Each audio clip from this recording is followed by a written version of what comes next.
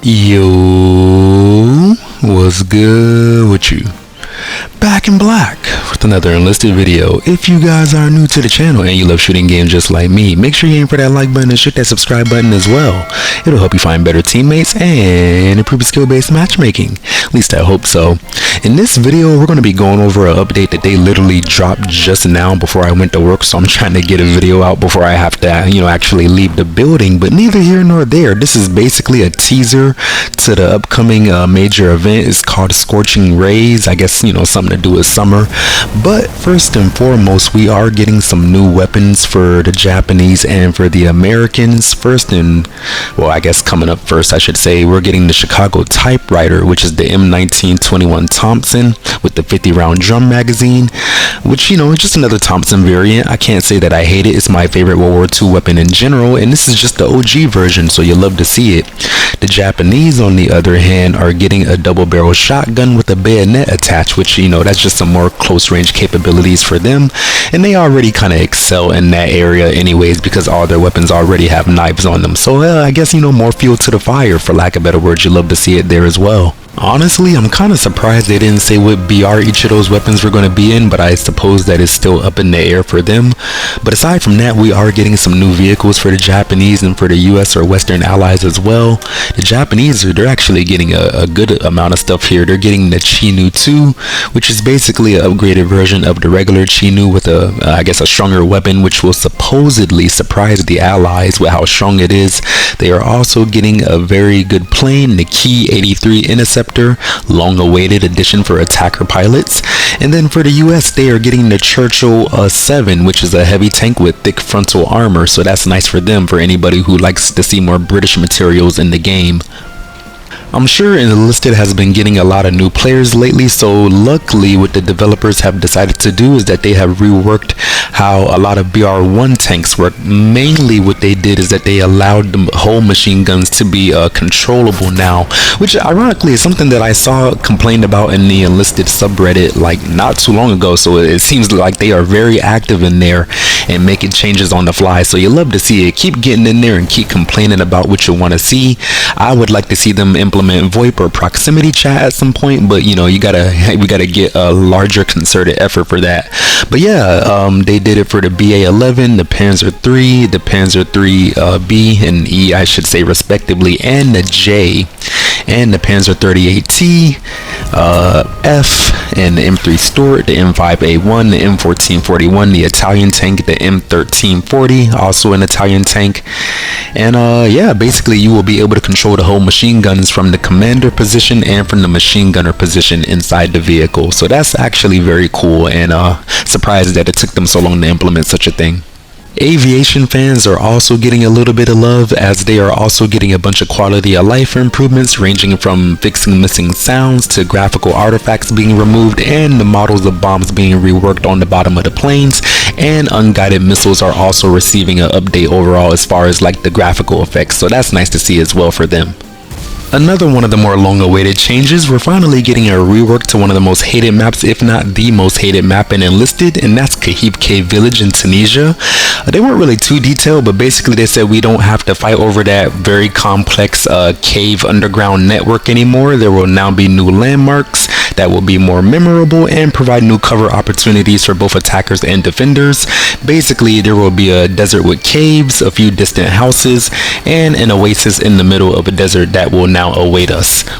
Predictably and thankfully, Kahib Cave Village isn't the only map seeing improvements. There's also a plethora of maps that are seeing fixes to their spawn locations for not only infantry but also for vehicles, and for certain maps the assault and destruction game mode are getting their capture point placements adjusted, so that's cool as well. And we are also seeing some map boundary adjustments as well, so that should allow for more flanking opportunities, which is also a good thing, because I always say they should always utilize more of the map. Since the maps in this game are so big, why not give us more opportunity to move around and get to those pesky gray zone tankers as well.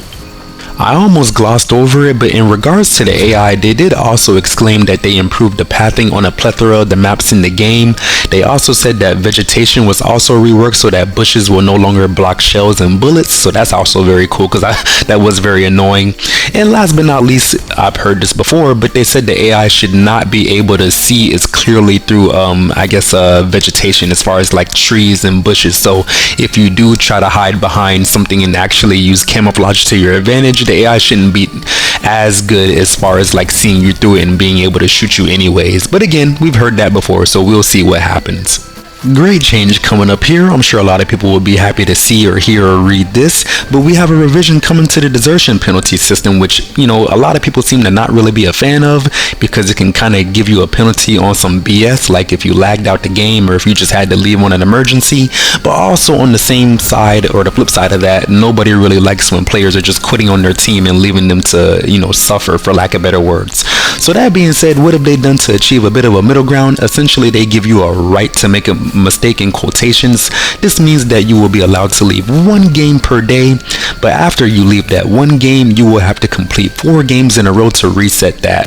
Otherwise, they will penalize you if you leave again. I think it's a pretty cool change, and again, it's a good way to achieve a middle ground. The only issue is that with the map selector, that seems to not be working at all, as very often I still end up on a lot of maps that I have clearly downvoted. And again, if you want people to leave less overall, let them, you know, choose where they want to play at. So again, they need to work on that, because it doesn't seem to be having much of an effect on the game, if any at all, as far as the map selector is concerned. Major change here for PC players. Enlisted is finally adding ray tracing, which, you know, that kind of hurts my heart, again, because they don't have cross progression, so that's not really something that I will be able to fully partake in, or, you know, make good use of all my hard fought equipment over the years and years. But for anybody who has been playing this game on PC, I am very happy for you guys. I am hoping that they make some more console graphical refinements in the future, but you know, I guess maybe they're maxed out, because they haven't really improved anything on the console side specifically in a long time. But neither here nor there. Aside from that, they are making changes to the environment as well. Essentially, from you can see on the screen, the very static looking grass, it doesn't move much at all. That has been improved to the point where it will be a little more realistic, for lack of better words. Again, I don't even know if that's something that's going to apply on Xbox and PlayStation, because they didn't specify. But if they're improving the graphics of the game, you love to see it. Only other thing is that they made the character models for the Japanese soldiers, they were bald. They actually fixed that, so that's cool as well. They will have some hair that is appropriate to the time period. Last major change here that will have a lot of players thrilled, I imagine, is that they are also making some updates to the silver chest. It didn't remain unchanged. Basically, they improved the content and the appearance.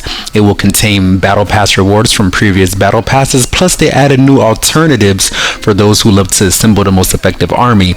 You'll be able to send your old unique battle pass soldiers to the rear, and the reason you would want to do this is because when you get a new one, they will come with maxed out characteristics. On top of that, the addition of battle pass weapons from the silver chest will not decrease the drop rate of chance for event weapons, if that makes any sense. So everything will be more on an even playing field. The last thing I did want to note or add to this is that I saw a post from I don't even know how to, let me see if I can find his name. It is Mr. True Dovakin. He said this is actually a great idea, that there should be some kind of pity system implemented for the silver chest. So basically, for anybody who's spamming a bunch of silver and running out of money, they can at least guarantee that their session will have at least one fruitful reward in there. Because, you know, spending all that silver, all that time grinding, and just to get nothing from a gambling mechanic, that's very disheartening. It would probably make you stop playing the game, especially knowing how important silver is and how much you need that to upgrade your armies in any capacity. So basically, if you make it so that the boxes are always worth it in one shape, way, or form or another, then it will be a much better mechanic and much more loved than it is already right now. But yeah, man, that pretty much takes care of everything for this small little update teaser. It didn't necessarily have all of the patch notes, but they are giving us some updates as to what's coming, and I guess since they're being more detailed than they were initially, then we know it's coming soon.